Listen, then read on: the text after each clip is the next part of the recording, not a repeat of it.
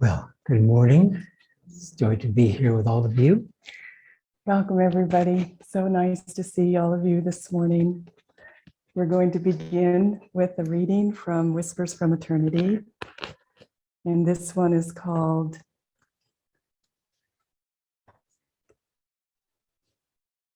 Thou Didst Reveal Thy Silver Rays of Speaking Silence. Divine Mother, I heard Thy voice in the speaking fragrance of the rose. I heard Thy voice in the lisping whispers of my devotion. I heard Thy voice beneath the din of my noisiest thoughts. It was Thy love which spoke through the voice of friendship. I touched Thy tenderness in the softness of the lily. O Divine Mother, break through the dawn and show Thy face of light. Break through the sun and show Thy face of power. Break through the night and show Thy mooned face. Break through my thoughts and show Thy face of wisdom. Break through my feelings and show Thy face of love. Break through my pride and show Thy face of humbleness. Break through my wisdom and show Thy face of perfection. As I called to Thee in the wilderness of my loneliness, Thou didst burst through the dawn to greet me with Thy joy. Thou didst emerge from the molten door of the sun to invigorate me through the pores of my life. Thou didst tear away the night of my ignorance to reveal Thy silver rays of speaking silence.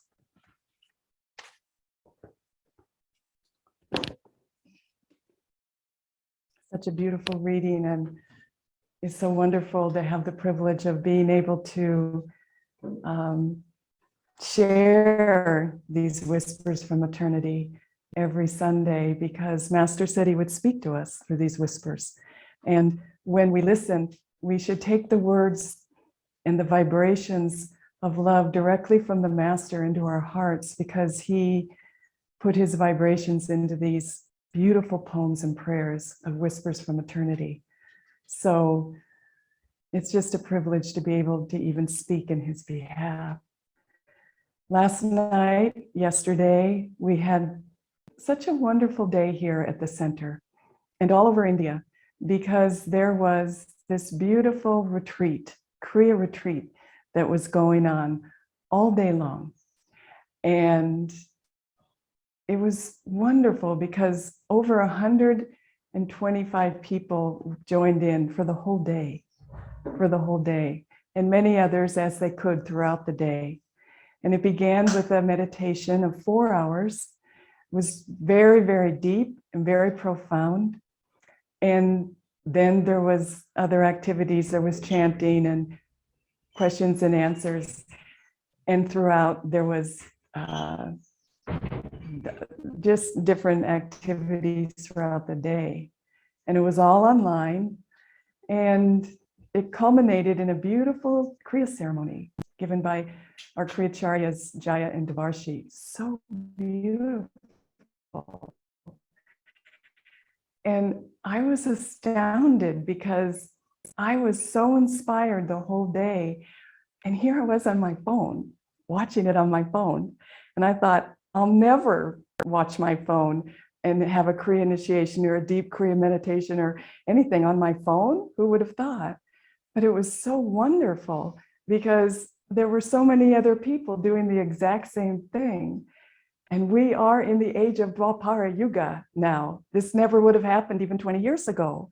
What a deep blessing. And I was so grateful for the online ministry and for the monks who have carried this Kriya Yoga message to hundreds and hundreds of people all over the world now. And we're able to tap in to Master's teachings through this technology. I resist the technology when I have to do it myself. I admit there's a lot of bumbling that goes on and a lot of not knowing how to do it.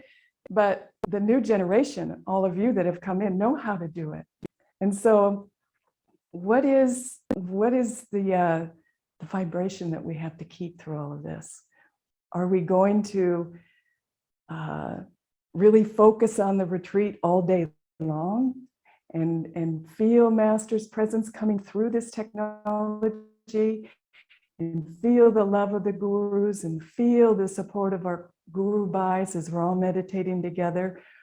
Or are we going to just dismiss it and then go to the WhatsApp every 5 minutes to see who's calling us or telling us what's going on? It was powerful, but we have to use our willpower.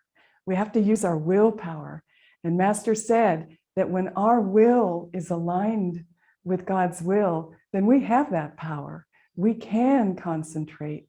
We can put all of our energy and focus on God alone if we call on God to help us. You know, I was so inspired last night also. I was inspired all day yesterday. I was inspired by our level 3 class that happened.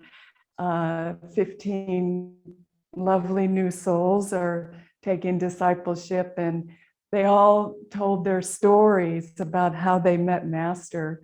And the instructors for that class and other people told us that they were so inspired because there was so much joy in discovering other people's journey, and probably understanding it's all of our journeys are the same. You know, we all have that yearning for God, and we're going through our lives and we have our struggles. But when you hear another guru bhai or another disciple talk about it and really share, you think, oh, that's just like my story. I was inspired when I heard that. And then last night, here at the retreat, we had people here at the retreat. We had a full dinner table. We had it was so wonderful. And people dropped in, and they were there, and they were invited right in, and come and join us. And then there were these disciples there, and this one was helping, and that one, and the cooks were there. And it just felt so joyful. It felt so vibrant. And I just felt like we were planting the seeds of a really wonderful spiritual community in Bangalore right now. It's happening. And I think this gift of this retreat is helping people to understand that we can come together, that there is a place where we can go and meditate, that we can support one another in our spiritual lives, that we can drop by and have a cup of tea with another guru bhai, that we are not alone in our little cubicles anymore, and that we have to come out. And now we can share that vibration. It was really thrilling. It was just such a little thing, but for me, it gave me much joy. And then I started thinking, how did all of us get to be so lucky? How did we get to be so, I'm so grateful for the spiritual life in this lifetime. How did that happen? And, then I thought of Krishna. And Krishna, when he came to this planet, when he came when virtue had declined and that vice had predominated. That's why he came, he said. But he came at the very end of Dwapara Yuga. It was a descending yuga. And the world had become very, very withdrawn and dark and materialistic. It was really moving in that direction, and started from a very high age. But then he came when the light was being withdrawn, when the light was diminished. Krishna came then because we needed him, and because our souls needed him. And so he came during that time, and he had his disciples, and he had one of his closest disciple, Arjuna, and they had the conversation of the Bhagavad Gita, the Song of the Soul. And he gave Arjuna all of those teachings of how not to forget God during this descending age, not to forget God in this materialism that's all over now in this world. Don't forget. And his most important words to Arjuna were, "O Arjuna, be thou a yogi. Go inside, practice these teachings." He gave him a form of Kriya Yoga, pranayam. He said, don't lose this, practice. And then all of these things will be right for you. You will live in righteousness then. And so Arjuna took that, and there was much war. And then that age descended into Kali Yuga, which was a very, very, very dark age. very dark age. And when we say dark age, you think, oh, well, dark age. I mean, it doesn't really mean anything, but just imagine what it means. What would it mean to live in the center of Kali Yuga? Rank materialism, super violence, no spirituality, hunger, poverty, violence, wars, all of these things around that. How could you live like that? It was really a dark age because people had forgotten God and they weren't open. They didn't know how to open up to the light within them. They had lost those teachings. And so what happened in that darkest of dark ages, who comes but Christ? Because of the Master said, the call of aspiring love, souls that were deeply wanting God and to get out of this darkness, to get out of this ignorance that they felt, wanting that love, wanting that joy, wanting security in God, really praying and yearning. And then comes Christ. And so the great avatar Christ comes in the middle of the darkest age. And he wasn't well received. You know what happened to him. He had many enemies, but he came with the teaching of healing. He came with the teaching of divine love and how to love God with all your heart, mind, soul, and strength. And then how to love that, take that love and love your neighbors as you would love, even love your enemies. Who heard of that in those ages? He must have just, been a sideshow. Who is this? Who is this man? But then he started performing miracles because he was so in tune with God. And then during that dark age, the only way people would pay any attention was if he had done something to awaken their consciousness, like healing the sick and raising the dead. So that's why he did those things then. But then he had his disciples. He drew his disciples. And then he left his body and he came back. Pretty soon it's going to be Easter. And he resurrected his physical body. It's quite extraordinary, this story. He resurrected his physical body to his disciples and a few others. He came back and he met with them and he said, peace be unto you. They had despaired, his disciples. They were in hiding. They were afraid for their lives because the Romans were looking for them.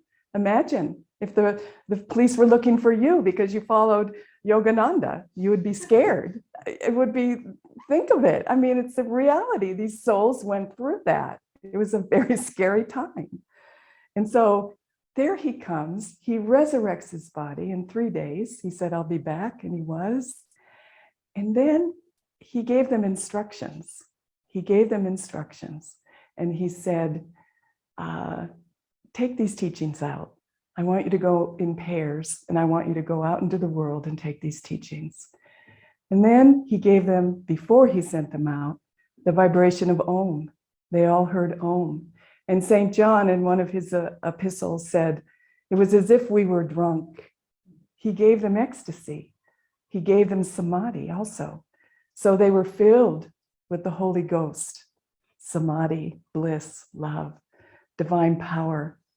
And then they experienced Divine Mother within their own souls, and then they went out. They went out and they took these teachings. Peter went to Rome, John went to Greece, Thomas went to Chennai, I think that's where he went, and they just went all over the world. And they were martyred.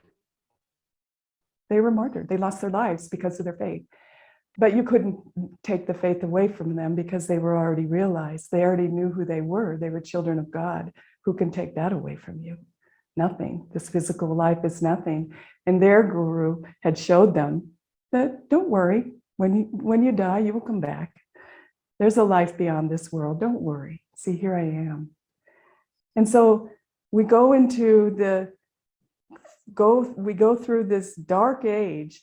And who are the harbingers of grace? Are the saints that have taken Christ's teachings with no outer support, and they have taken within themselves the responsibility to meditate, to pray, to contact God in their own lives. They've developed that relationship with God. The saints, St. Francis, St. Teresa, St. John of the Cross, all of these great Christian saints. And of course, all the Indian saints were there too. which is where Christ got his teachings. But those saints held on. They were the carriers of this blessing, this blessed teaching of Christ. Then we go into the industrial age. Kali Yuga ends, Dwapara Yuga starts. And that's where we are. In comes Babaji, Lahiri Mahashaya, Swami Sri Yukteswar, Master, all of them. They all come during this age. During the beginning of Dwapara Yuga, Lahiri Mahashaya brings us Kriya. What a wonderful blessing to be a part of that. And then Sri Yukteswar trains Master. Ramakrishna stood on the roof, calling his disciples, wanting Vivekananda to come out of the astral world. Come, come, I need you now. And so his disciples came. Vivekananda went to the West, and he spoke to thousands of people, telling them about God and the great ones and these Indian teachings. Thousands of people, because people were then, because we're going into a little lighter of an age, able to receive them. To those that received him, to them he is given the power of God. Those teachings are very Vedic. It's all the same teaching. And so then Master comes, and Master comes, he comes to America in the 20s, and during the 20s, it's a very materialistic age. Kali Yuga has not completely left because it's holding on, you can still feel it. And he came into an age where he experienced two world wars where millions of people were killed. A huge worldwide depression where the financial situation was desperate for people. He came and he just went right through. He just went right through. And he kept speaking of his guru. He kept speaking of Divine Mother. He kept bringing these yogic teachings into the West. And he spoke to thousands.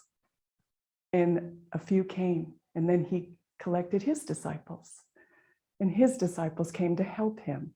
And they did help him, and he developed a great work. Master developed all of these shrines in America and India, and Rajasi came, and Sister Gyanamata came, and these very high souls. And then there was another disciple that came, and that was Swamiji. And we all came around that time too. Well, not we all, around 48, 1948, 50, 51, we were just coming into this planet. Many of the people from Ananda, we were just being born. And so we were heeding the call of Master. Many of us were heeding that call. And so Swamiji came, and there's Swamiji. And what has he done? He has drawn his disciples, we would not call them disciples because God is the guru and masters are guru, but his helpers. We like to be called his helpers, and that's who we are. And so now, because Dwapara Yuga is opening up and the darkness is receding, the light is becoming lighter and lighter and brighter and brighter, we are able to perceive that light and know what a change that Master's teachings can make in our own lives. And he's given us Kriya Yoga, and we practice Kriya, and we experience for our own selves how Kriya Yoga has the ability and the power to change us individually. How through deep meditation, the privilege of finding God in our own lives, and it's real and it's true, and we are experiencing it.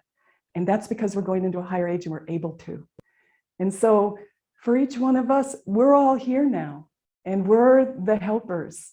And we are going to take this work, this precious work that started long ago, many millenniums ago, and it's all connected. And it's all, there's a definite story to be told, and it's the story of the soul.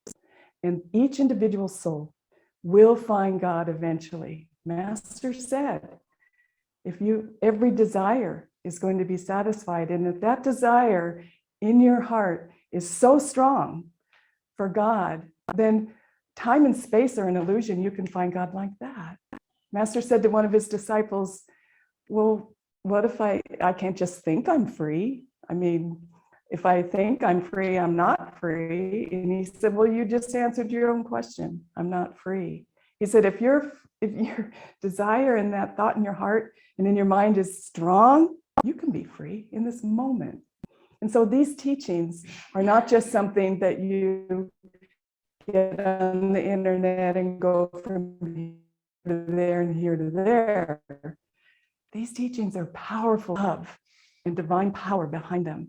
And that power is what Swamiji took from Master and spread these teachings all over the world, just like the apostles did back when Jesus was there, when they were with Jesus. They took that and they took it out all over the world. They didn't know what would happen. They didn't plan it all out ahead of time and make a wish list and, this is going to work and that's not. They just did because they were serving their guru. And when the guru asks us to do something, we do it.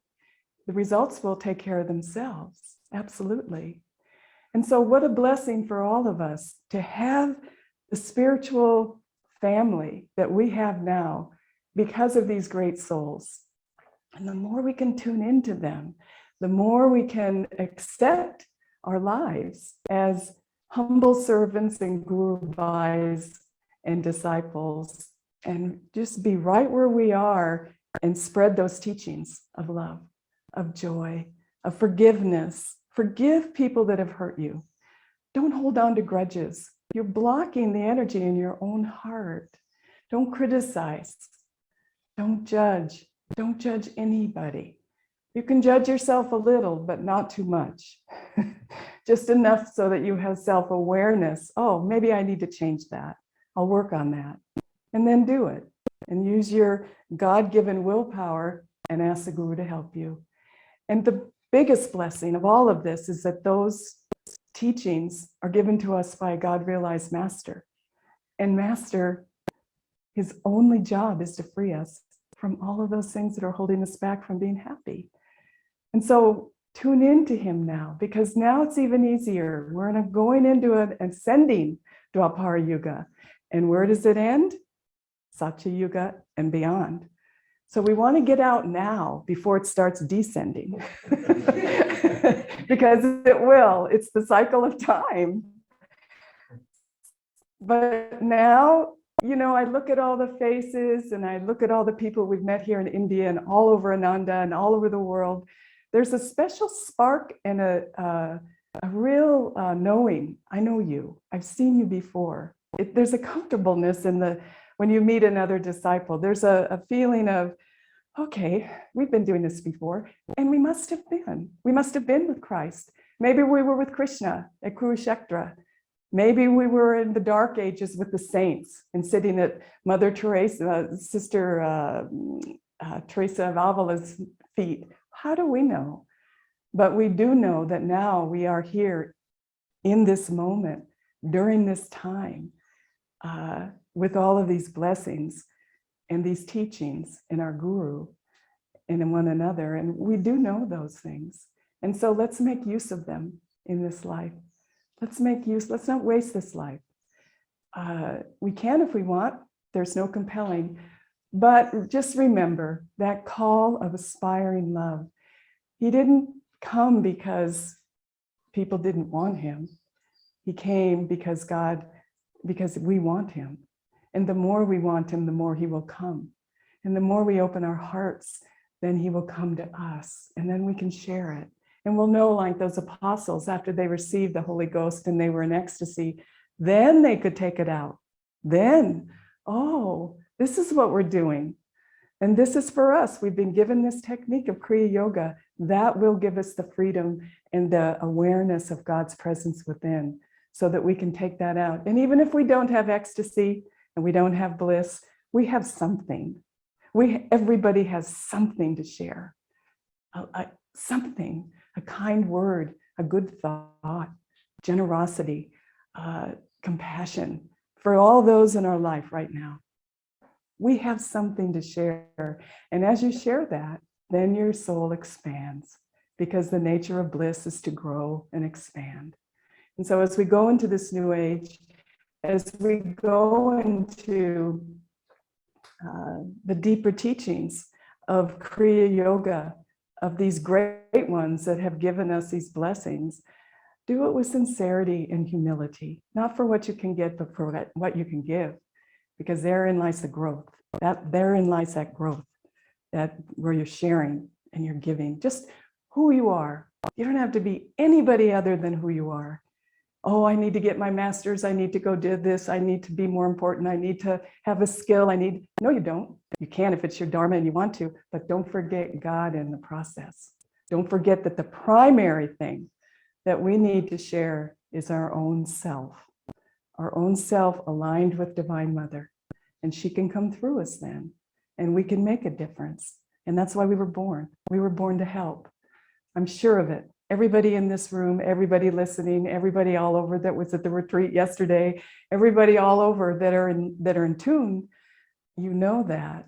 And it makes your life so much simpler because it's not hard to share love because it's what we all want. Everybody wants the same thing. So when we're truly ourselves, then we can share the most. So don't be artificial in it and think, oh, I'm the great teacher. I'm sharing all these great Krishna blessings and all this. What we're sharing is divine love, and that has no sect. It has no definition. It has no boundary. Divine love has no boundary. It only has a channel through which it works, and then it grows. So thank you all for coming today, and God bless you, and thank you for being here with us, and thank you for helping in Bangalore, and thank you for all the tech people that come. We are so happy, especially those of us who came in the 1950s, because we can spread these teachings through the internet, and we can spread these teachings through one another. So God bless you all, and let's say this affirmation together with all of our energy, concentration, and love. Let's send these vibrations out to the world. God's light is within me and around me. God's light is within me and around me. With the sword of faith in my hand. With the sword of faith in my hand. With the love of God in my heart. With the love of God in my heart. I am a warrior of light. I am a warrior of light. I join my brothers and sisters everywhere. I join my brothers and sisters everywhere. To overcome fear with faith. To overcome fear with faith. Hatred with love. Hatred with love. And disease with health. And disease with health. Let us fill the world with God's light. Let us fill the world with God's light. A little more quietly. God's light is within me and around me. God's light is within me and around me. With the sword of faith in my hand. The sword of faith in my hand. With the love of God in my heart. With the love of God. I am a warrior of light. I am a warrior. I join my brothers and sisters everywhere. Join my brothers and sisters. To overcome fear with faith. To overcome fear with faith. Hatred with love. Hatred with love. And disease with health. And disease with health. Let us fill the world with God's light. Fill the world with God's light. Now silently at the point between the eyebrows, God's light is within me and around me. With the sword of faith in my hand, with the love of God in my heart, I am a warrior of light.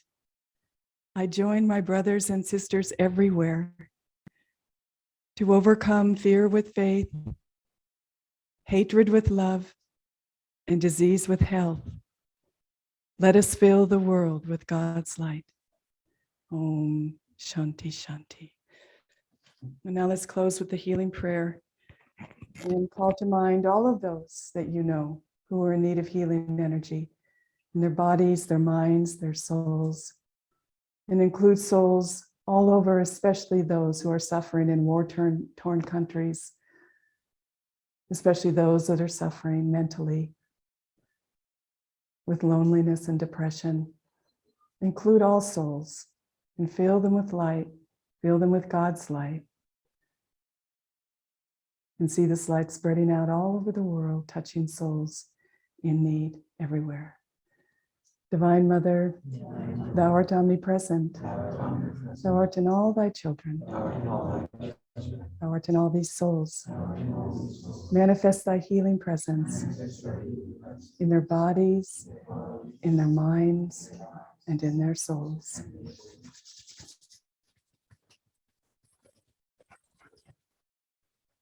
Oh.